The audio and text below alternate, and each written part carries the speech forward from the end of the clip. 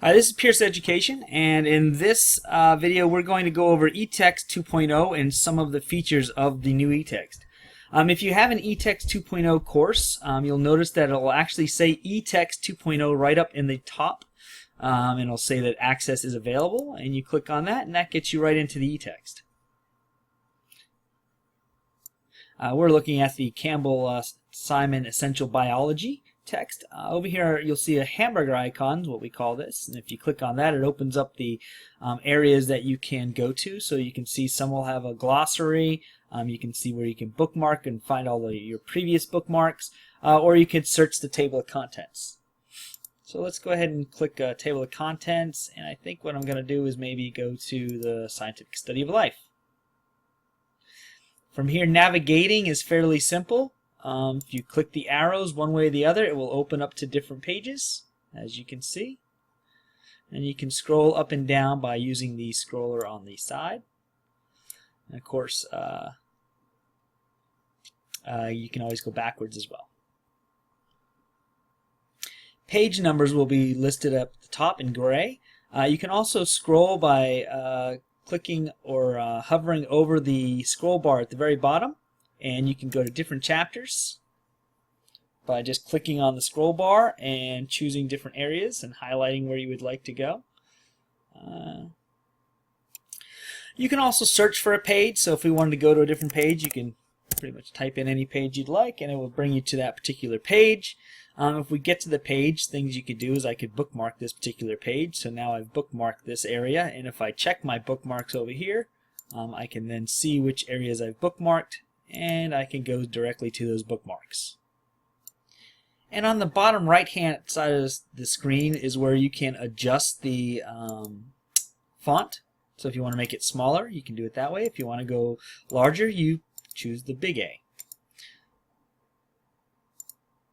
You can also change the background in order to help with viewing depending on which area you happen to be viewing your textbook in and what kind of lighting situation you have. Notice you can also hover over terms and see the definition right there on the screen.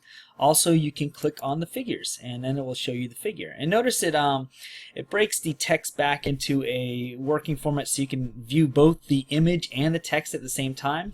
But at the same time, if you wanted to just look at the image, you can actually pop it right out by clicking on the pop-out screen.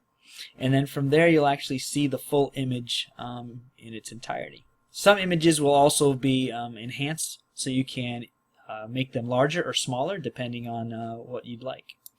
You can also highlight areas. As you can see, I've highlighted an area here.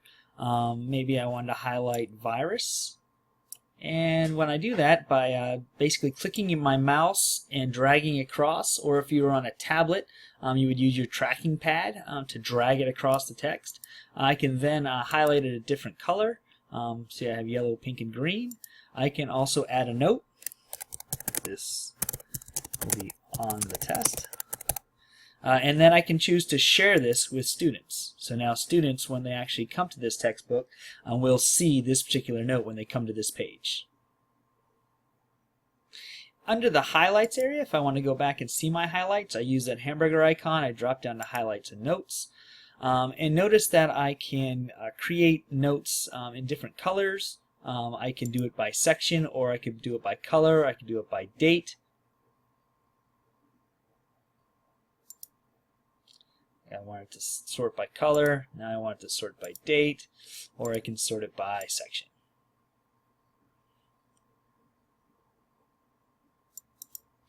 The turquoise color here indicates that this is a note that I've shared. So I've shared this particular note. This particular highlight I have not shared.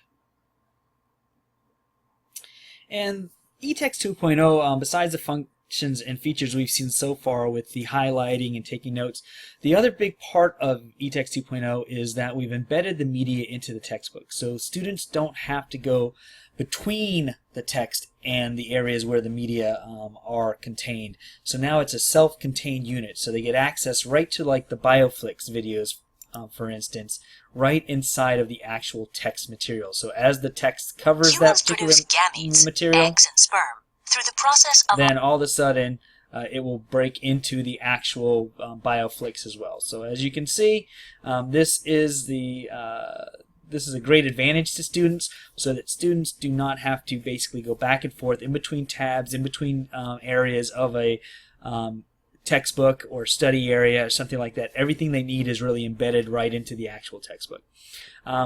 Thank you for watching. I hope this was useful, and I hope you have a good day.